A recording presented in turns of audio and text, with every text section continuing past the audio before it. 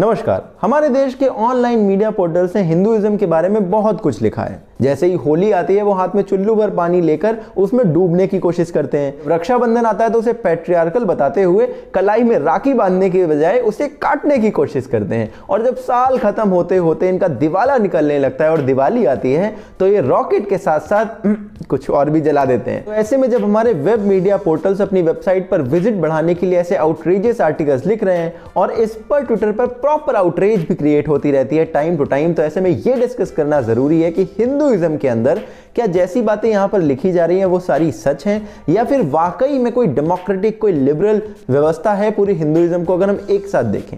मैं यहाँ पर हिंदुइज्म वर्ड यूज कर रहा हूं तो ये समझिए मैं सनातनी परंपरा की बात कर रहा हूं। हिंदुइज्म को जैसा हमें पता है सुप्रीम कोर्ट ने भी कहा था कि it's a way of life. अगर हम इसे टेस्ट करना चाहें कि इसमें डेमोक्रेटिक वैल्यूज हैं या लिबरल वैल्यूज हैं या नहीं, तो हमें देखना होगा कि असल जो लिबरल वैल्यूज होती है, not the pseudo ones but the real liberal and democratic values, उसमें आपको क्या क्या फ्रीडम होती है। उसमें आपको फ्रीडम होती है कि आपको कोई भी कोर्स नहीं करेगा, आप पे ऊपर कोई फोर्स नहीं लगाएगा कुछ भी चीज करवाने के लिए। उसमें फ्रीडम होती है कि आपके ऊपर कोई बहुत ज्यादा स्ट्रिक्ट, बहुत अननेचुरल से लॉज नहीं इंप्लीमेंट करे जाएंगे। उसमें आपके पास फ्रीडम ऑफ चॉइस होती है, यानी आपके पास सिर्फ एक ऑप्शन नहीं होता, बहुत सारे ऑप्शंस होते हैं। उसमें अगर आप डिसएग्री करो और ऑपोजिशन में खड़े होना चाहो तो उसकी भी आपको फ्रीडम होती है, और अगर आप डिसएग्री करो और उस पर डिबेट करना चाहो तो उसकी भी फ्रीडम होती है। अब यहां पर मैंने आपको कुल 5 तरह की फ्रीडम बताई हैं और ऐसे में देखते हैं कि हिंदुइज्म में इनमें से कितनी अप्लाई होती हैं। सबसे पहली फ्रीडम कि कोई भी फोर्सफुल चीज आपसे नहीं करवाई जा रही है। अगर आप हिंदुइज्म के अलावा बाकी चीजों को देखो, जैसे कि क्रिश्चियनिटी को अगर देखो तो इनके मिशनरीज पूरे वर्ल्ड वाइड जाते हैं। अगर आप इस्लाम और क्रिश्चियनिटी के ओरिजिन का ये वाला वीडियो देखो जाकर यूट्यूब पर, तो आपको दिखेगा कि कैसे इनकी ग्रोथ हुई, and that was mainly dependent on the conversion. On the other side सनातनी परंपरा या हिंदुइज्म में इस तरह कन्वर्जन का कोई भी ट्रेडिशन नहीं है।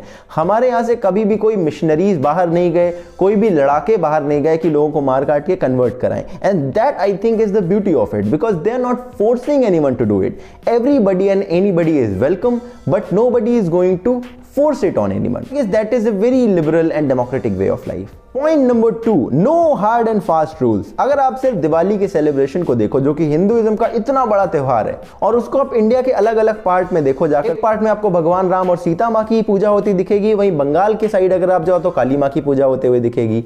अगर आप हिंदुइज्म में अलग अलग टेम्पल्स में जाओ तो कहीं पर सिर्फ शाकाहारी लोग ही आपको मिलेंगे और उसमें मांसाहार बिल्कुल मना होगा, और कुछ मंदिरों में मांस चढ़ाने की भी परंपरा आपको मिलेगी। यानी कि जगह के हिसाब से, लोकेलिटी के हिसाब से इंडिया के अलग अलग हिस्सों में बहुत अलग अलग लॉज हैं, बहुत फ्लेक्सिबल लॉज हैं। कोई एक सेट ऑफ रूल या कोई बहुत स्ट्रिक्ट सेट ऑफ रूल नहीं है, and this flexibility makes it very liberal system, very liberal way of life. Point number 3, so many gods। अच्छा, आप हिंदुइज्म के अंदर ही ये चीज देखोगे, कहते हैं कि 33 कोटि देवता मिलते हैं। कुछ लोग कोटि को मिस रिप्रेजेंट करते हुए कहते हैं कि 33 करोड़ देवता हैं।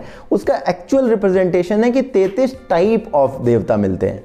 भाई, आपको शंकर जी की क्वालिटीज पसंद है तो आप शंकर जी को फॉलो करो, आपको कृष्ण जी अच्छे लगते हैं तो आप उन्हें फॉलो करो, अगर भगवान राम आपके आराध्य हैं तो आप उन्हें भी फॉलो कर सकते हो। यानी जिस तरह की आपकी अपनी पर्सनैलिटी है आप उस तरह के भगवान को फॉलो कर सकते हो, आपको पूरी छूट है। ऐसा नहीं है कि मोनोलिथिक रिलीजन है या एब्राहमिक रिलीजन है जहां पर सिर्फ एक गॉड है और आपको बस उसको ही फॉलो करना है, या एक बुक ऑफ लाइफ है या एक बुक ऑफ रूल है, आपको उसमें ही बिलीव रखना है।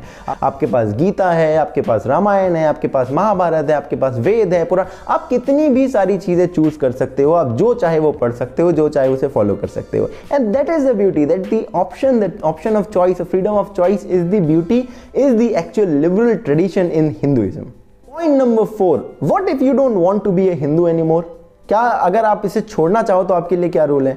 अगर आप बाकी रिलीजन में देखो तो एपोस्टेसी बोलते हैं इसे, और एपोस्टेट्स के लिए कई सारी मुस्लिम कंट्रीज में जान से मारने तक के सजा दी जाती है, और ऐसे ही क्रिश्चियनिटी में भी एपोस्टेट्स को बहुत बुरी नजर से देखा जाता है। मगर हिंदुइज्म के अंदर सिर्फ ऐसा है कि आप आने के लिए भी वेलकम हो, और अगर आप जाना चाहो तो भी वेलकम हो। यानी कि आपके ऊपर कोई रोक टोक नहीं है, कोई स्ट्रिक्ट सेट ऑफ लॉज नहीं है, कोई पनिशमेंट नहीं है।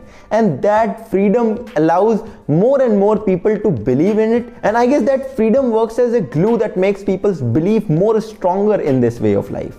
पॉइंट नंबर 5, अगर आप नॉन बिलीवर हो और आप किसी बात से अग्री नहीं करते हो तो ऐसा नहीं है कि आपके खिलाफ हेट्रेड भड़काई जाए या आपके खिलाफ ही कहा जाए कि इसको जीने का कोई अधिकार नहीं है और ये हिंदुइज्म के कोई भी ट्रेडिशन फॉलो नहीं कर सकता है, जैसा कि बाकी रिलीजन्स में होता है। हमने अहमदिया मुसलमान जो पाकिस्तान के अंदर हैं वो कई सारी इस्लामिक ट्रेडिशंस को नहीं फॉलो कर सकते क्योंकि इस्लामिक कई सारे लोग उन्हें रियल इस्लामिस्ट नहीं मानते, उन्हें रियल मुस्लिम नहीं मानते हैं और अगर उन्हें कोई भी ट्रेडिशन फॉलो करते हुए देखा जाए तो उनके ऊपर सजा का भी प्रावधान है। ऐसे सेक्ट आपको बाकी सारे रिलीजन में मिल जाएंगे जहां पर ऐसे छोटे छोटे सेट ऑफ पीपल हैं who do not believe in popular notion और उनके खिलाफ बाकी जो सेक्ट हैं वो एनिमोसिटी रखते हैं। बट हिंदुइज्म में अगर आप आकर देखोगे तो डिबेट का प्रावधान है, वाद विवाद और संवाद का प्रावधान है। यहां पर यह नहीं होता कि आपको रिलीजन फॉलो करने को नहीं मिलेगा या आपके ऊपर कोई सजा लगा देगा। यहां पर यह प्रावधान है कि आपसे डिबेट करने को मौका मिलेगा, आपको अपनी बात रखने का मौका मिलेगा, आप उस पर डिस्कशन कर सकते हो और ऐसे कई सारे इंस्टेंसेस हमें अपनी हिस्ट्री में देखने को मिलते हैं। अगर आप रिलीजियस बुक्स को पढ़ो, वहां पर इस तरह के डायलॉग्स को पढ़ोगे तो आपको पता चलेगा